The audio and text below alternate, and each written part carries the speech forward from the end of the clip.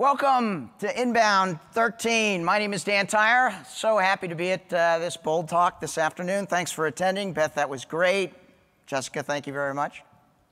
I was out with, I had a breakfast meeting this morning with someone who will remain anonymous. And I said, how are you feeling? She goes, I feel caffeinated, exhausted, bloated from partner meetings. My throat is scratchy. I'm a little bit drunk. I've had no sleep, and I've been standing up tweeting all day. She said, but I'm happy, right? And I thought that was a great prelude to my presentation on attitude. I'm super pumped to give a whirlwind presentation on one of my favorite subjects, and that's Dan Tyre on attitude. So in addition to the three things that you see on my bio, a couple of things. Number one, I talk really, really fast. I'm talking about like Midtown Manhattan cab driver, have no idea what I'm saying half the time fast.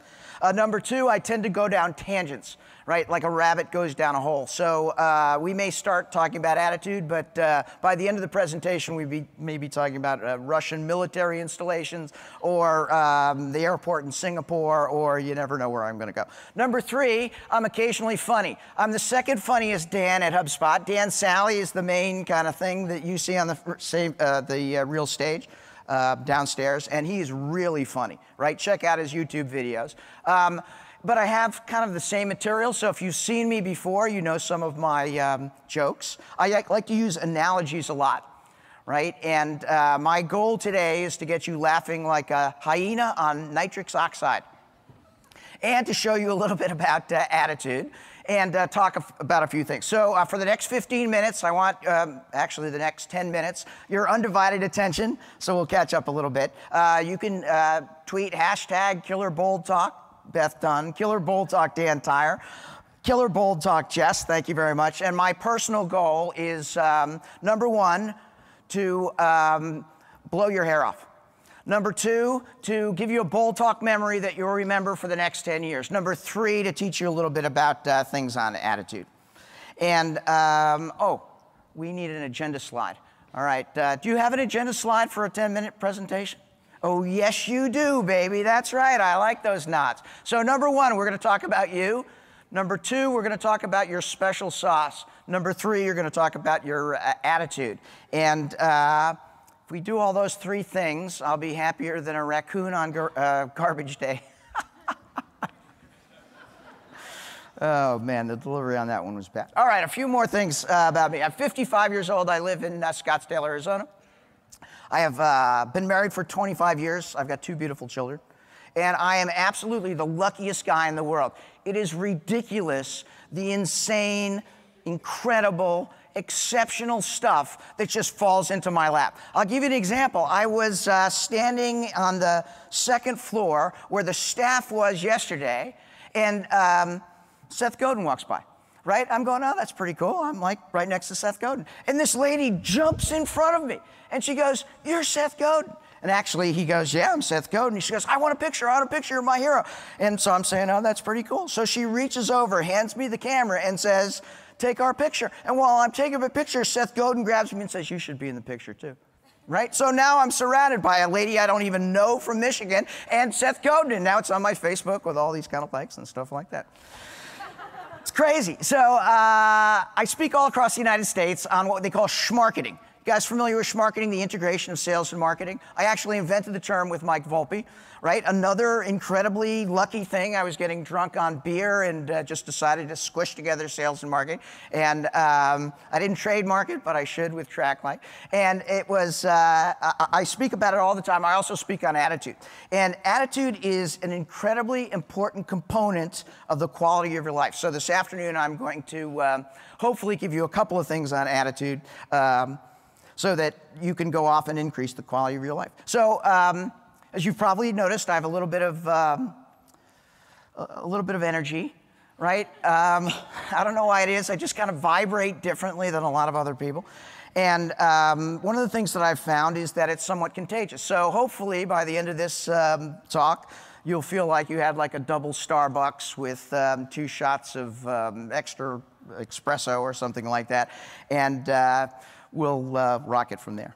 All right, so the next thing is, you know me, okay, but who are you? And this is a very important question for me. This is not only the lyrics to 1978 Who song, but it's also an important component of you thinking through, right, exactly what you are. When I ask this question to most people, they think through and they say, this is who I work with, this is who I marry, this is my where I live, this is my job, this is my occupation. And that's the outward kind of things. What I'm really trying to vibe when I ask this question, who are you, is I'm trying to understand the inner aspirations. I'm trying to understand your inner strengths. I'm trying to understand the things about you that are not overt. So my daughter always says, you know my name, but not my story. And what I'm trying to vibe here is, what is your story and what can you bring to that? And so 3 obvious points. Number 1, you are you, right? And number 2, you are unique, right? No one else in this room, no one else in this world is exactly like you. Number 3, the only option you have is to be the best that you can be, that you need to be an exceptional you. And I got a great example for this. One of my friends, she was actually voted the best speaker in Inbound 2012, right? She's a 26-year-old Bulgarian marketer by the name of Maggie, right? And she blew away all the other speakers last year. Why? Because she gave a presentation on herself. It was all about her. And at the very least, we want you to leave this presentation understanding a little bit about the first step of understanding you. The second part is your special sauce. How many people here have a special sauce? All right, many more people than that. All right, so it's the combination of all the stuff we talked about with all the things that you're doing, minus the negative stuff, right? Everybody here, just like you're a unique individual, you have a special sauce. And the special sauce, I want everybody to kind of acknowledge that, like you're a fat pig rolling around in the mud on a hot August afternoon. All right? That special sauce is super important. Think of the things that you like to do, right? Think of the things that people compliment you on, right? Think of the things that you're really good at, and that's your special sauce. Go ahead, tweet, hashtag, inbound 13, my special sauce is, right? I'm very, very interested in that. Some people say, I don't have a special sauce. Everybody has a special sauce. I don't care if you're the biggest blow-off to watch Monday night television in the entire state of Michigan. That is still a special sauce, and that's something that you can rock. It doesn't matter how minute. It doesn't matter how specific. A special sauce is critically important.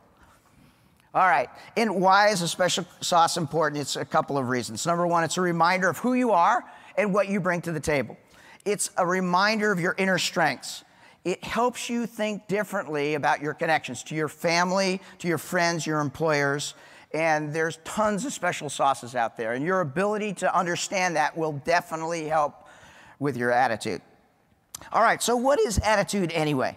All right, I have to read this because it's a little bit specific. It's a psychological state or hypothetical construct that determines how positive or negative you are towards yourself or your people or your objects. It's a combination of things that happen to you externally, but also happen to you internally. It's your interpretation of what you see happening to you and how you feel about that in your heart, in your brain, in your mind. It affects everything you do. It is one of the most important attributes of the quality of your life. All right, and so if you're driving down the street and you get a flat tire, you can have a bad attitude and saying, hey, I got a flat tire. Or you can say, hey, I got a teenage daughter, she's learning to drive.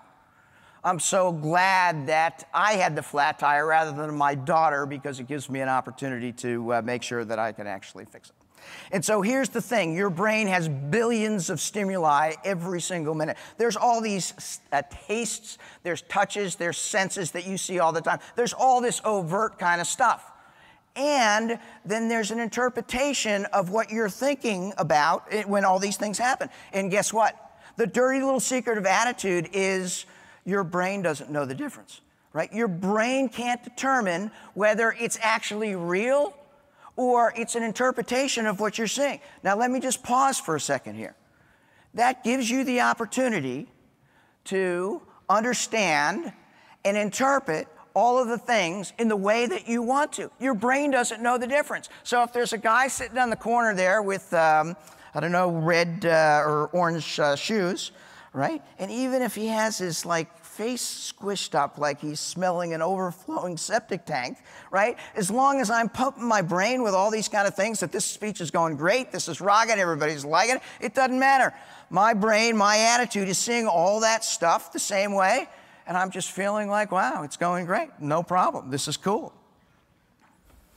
In addition, right, the ability for you to put in your subconscious certain thoughts and ideas, because there's billions of stimuli all over the place. The brain can't determine whether all of these things that are coming at it so quick, so it has to latch onto the things that it sees most frequently.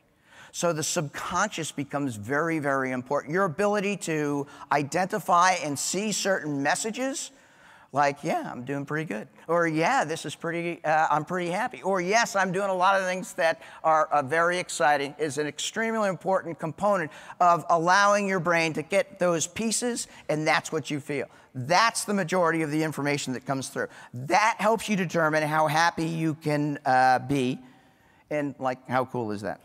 All right, so here's the Dr. Phil part. All right, how many people want skills for a better attitude?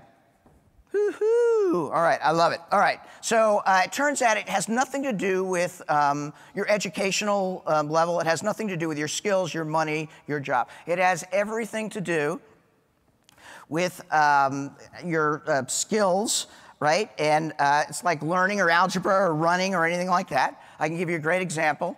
Jamaica. All right, year in and year out, Jamaica is voted one of the happiest countries in the world, right? Anybody ever seen a grumpy Jamaican? Absolutely, right? So it doesn't matter how much money you have. It's all about understanding and vibing on these 4 tips. Number 1, you're responsible for your attitude. Not your parents, not your boss, not your roommate, not your wife, not your husband. All right? Number 2, you are what you feed your brain, right? So if you feed it positive stuff, you'll get positive stuff back. If you are worrying, you're anxiety-ridden, you're concerned about what's going to happen in the future, that's what your brain picks up. That's what it feeds back.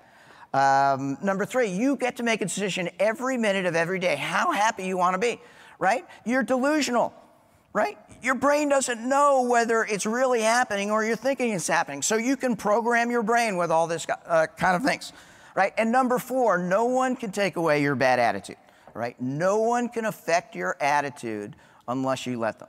Right? There's all kinds of people in your life who will, they're very good. They have these strategies to make sure they understand how to break you down. They have experience with you as a family or as a close coworker, and they know what your hot buttons are. And so the 2 strategies that I use is, number 1, put myself in a bubble, right? If I know I'm going to talk with somebody that's going to be emotionally challenging, I put myself in this bubble. And they can say things, and boom, it bounces right over the bubble. I actually envision myself in this bubble, and it really helps. And the second thing is, if you're dealing with somebody who's constantly negative, constantly bringing you down, you can envision his or her head expanding like a balloon, right? And you're sitting at the table, and all of a sudden, somebody who's consistently negative, you're looking at him and like, wow, that's pretty cool. Your head's the size of a balloon, right? And it takes away all of the deficiencies and moves you on to the next level. All right, so if you have a bad attitude, there's only a few reasons. Number 1, right, you're an eternal pessimist, and you don't realize, you've always lived around negative people, and you don't realize that this is an option. Number 2, right, you just don't have the skills. And number 3, you secretly like it, right? You just want to be negative, and that's your choice. You can do that, right? But the purpose of this talk is to make sure that you understand that there's an alternative. All right, so if you want alternatives, we'll give you 5 more strategies for a good attitude. Start with being grateful for what you have. I mean, everybody's here, right? They're at Inbound. There are parties with free beer, right? Most people are here, are employed, are healthy, right? Think of all the great stuff that you have, once in the morning, once at night, or 10 times a day, all the great stuff that you're doing. Number 2, if you have problems being grateful, understand and put yourself in someone else's position. We say try to serve all right? The ability to serve someone, right, allows you to take it away from yourself and show gratefulness by working on someone else's problem. Number 3, people who work with me know about this one. Some days you eat the big dog, someday the big dog eats you, right? And you just have to walk away. Everybody has those days in their life, and there's just one of those things where you got to shake your head. You understand it's not you personally, it's just one of those things. Number 4, hone your recovery skills, all right? Your recovery skills are the ability that you can jump out, all right, after a very limited time, and you can change your attitude. No matter what happens to you, you feed the positive ions, and then boom, you're to the next level. And then the last thing is surround yourself with positive, effective subconscious messages, right? The key, and when all these great things started happening to me, is when I started telling everybody I'm the luckiest guy in the world. What happens? All these things start happening to me. Why? I'm feeding all this subconscious stuff all the time, and it definitely works. All right, so are you guys feeling it? Nice. All right, so it builds on itself. This whole networking effect, this whole Inbound 2013, it's all about this kind of stuff, getting everybody together, getting all these positive thoughts, collaboration, everybody working together. And so we want to send you home with these skills so that you can bring it back to your home, your families, your companies, and you can take positive attitude and all the great things that you've learned and move it to the next level. Your attitude is up to you. What you do with your attitude is up to you. All right, we won't have time for questions. If you have problems with your attitude, you can tweet me at Tyre, and I'll send you some positive ions. All right, very good. Hey, we appreciate it. Thank you very much.